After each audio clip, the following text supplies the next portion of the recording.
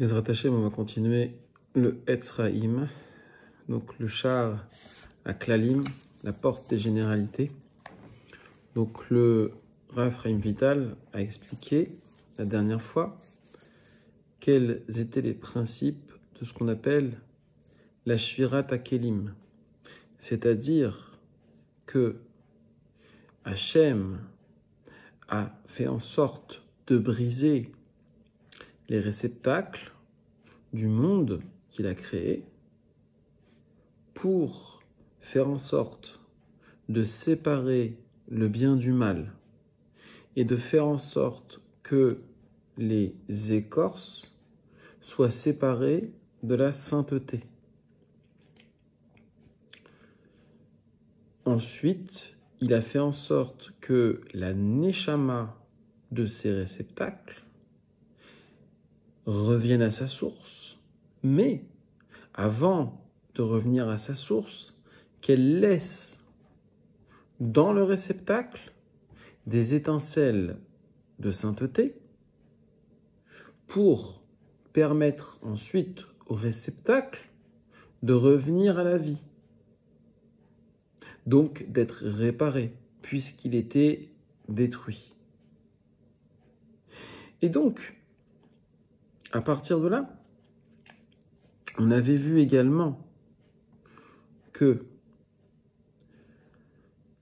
au moment où on réparait ces réceptacles, eh bien, on créait ce qu'on appelle des maïm nukvim, c'est-à-dire des eaux féminines, c'est-à-dire que par notre volonté, nous qui sommes si bas dans le monde d'Assia, eh bien, on faisait remonter ces étincelles divines qui étaient prisonnières finalement des réceptacles et des forces du mal, des clipotes, pour les ramener à leur source, c'est-à-dire à Kadosh Baruch Hu. Donc ça, voir la Matbea Bracha, on explique où est-ce que vont les étincelles, les nitzutzot, pour que ensuite ces étincelles eh bien, provoquent une nouveauté et la sortie de ce qu'on appelle le chidouche, c'est-à-dire la réparation des kélim qui ont été brisés. Et on avait vu que les 7 rois, qui représentent donc les 7 jours qui ont précédé la création, et donc les 7 séphirotes qui vont de Chesed jusqu'à Malchut, eh bien ces 7 rois ont eu une brisure. D'accord ? Mais il dit également, et donc on reprend cette phrase-là, et bien que nous ayons dit que les rois qui moururent sont les 7 réceptacles brisés, allant de Chesed jusqu'à Malchut, et qui nécessitent une réparation, eh bien il faut savoir aussi que Chochma et Bina, et là elle ne le dit pas, mais il y a également Keter, mais là il parle juste de Chochma et Bina, et c'est voulu, c'est pas pour rien. Le langage du Etzraïm a toujours une signification. Il faut savoir que parfois, il y a des contradictions dans le Etzraïm entre un endroit et un autre, mais qu'en fait, c'est pas une réelle contradiction.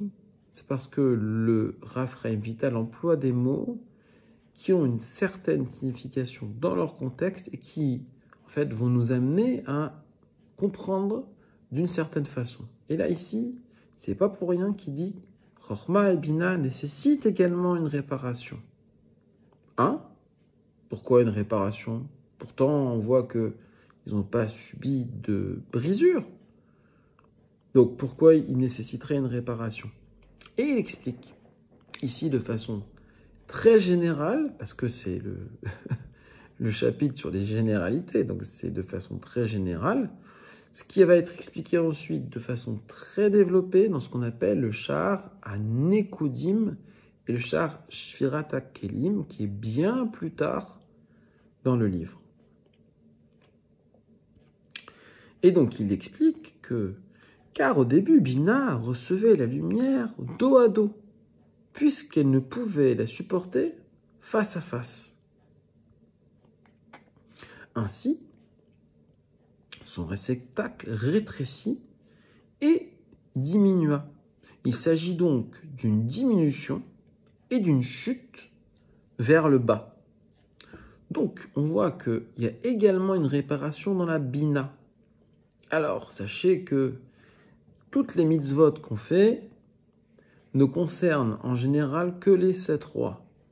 Mais il y a quelques mitzvot qui concernent la Bina.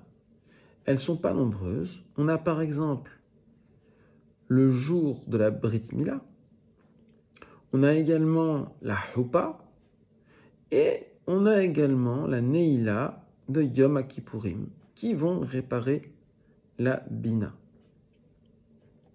Maintenant, il faut savoir que dans chaque mitzvah, on va avoir quand même une petite partie de la Bina qui va être réparée parce qu'elle va correspondre à ce qu'on appelle Léa. Et c'est ce qu'il dit ici. Donc je reprends. Il s'agit donc pour Bina d'une diminution et d'une chute vers le bas. C'est-à-dire que les dos d'Abba et Ima tombèrent, et c'est à partir d'eux que furent faits Yaakov et Léa. Je vous renvoie au Sha'ar HaNekudim parce que là, on ne va pas pouvoir expliquer ici. Là, c'est entre crochets, ça veut dire qu'il réfère là-bas pour dire, expliquer à quoi ça correspond. Ainsi, puisque Bina ne pouvait pas recevoir la lumière, Chochma ne reçut pas non plus la lumière qu'elle aurait dû recevoir si elle avait été prodiguée à Bina face à face.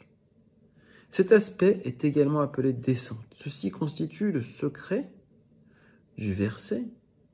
Le juste, le tzaddik, périt, car lorsque le juste, qui est Yesod, prodigue à la Shrina, on lui donne alors sa part à lui, ainsi que la sienne à elle.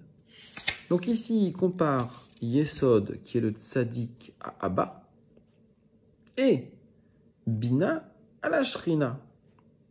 Et c'est pas pour rien, parce qu'on voit que finalement, si Abba et Ima, qui sont en fait Chochma et Bina, ne sont pas face à face, alors Chochma ne peut pas donner à Bina.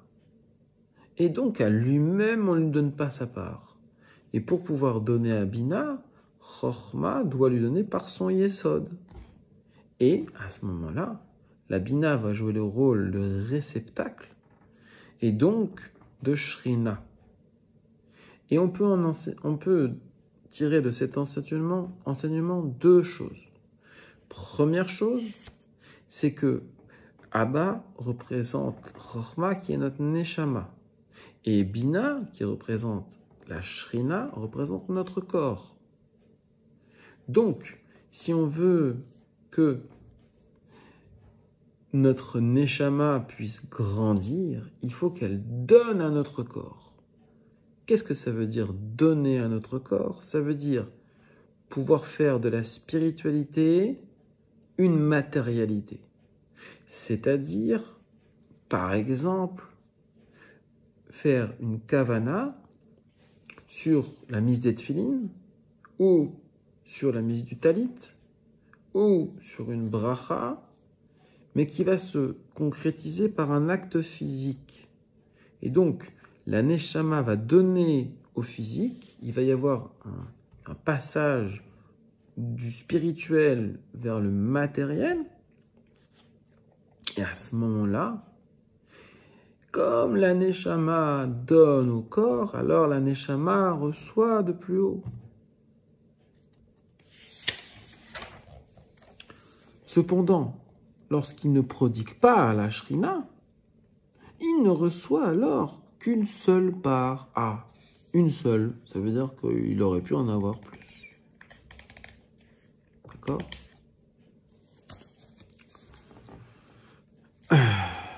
Et ceci n'est pas causé par un dommage qui le frapperait à d'une plaise, mais uniquement par l'absence de réception par Malchut, car elle ne peut recevoir de cette façon.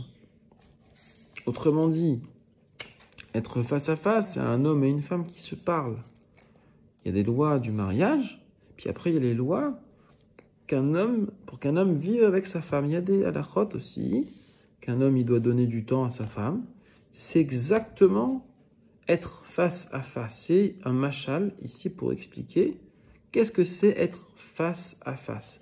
Et quand l'homme et la femme sont face à face, c'est-à-dire dans leur spiritualité, eh bien, l'homme peut donner à sa femme et à ce moment-là, lui va recevoir. Et c'est pour ça qu'on dit qu'un homme ne peut pas être seul, parce que pour pouvoir, lui, grandir en Torah, c'est-à-dire comprendre ce que c'est qu'Hachem et se rapprocher d'Hachem, eh bien, il va falloir qu'il donne à la Malchut. La Malchut, c'est sa femme. La Malchut, c'est son corps. Et la Malchut, c'est aussi Eretz Israël. Bezrat Hachem, que cette étude soit pour l'élévation de tout Am Israël et qu'on ait des bonnes nouvelles.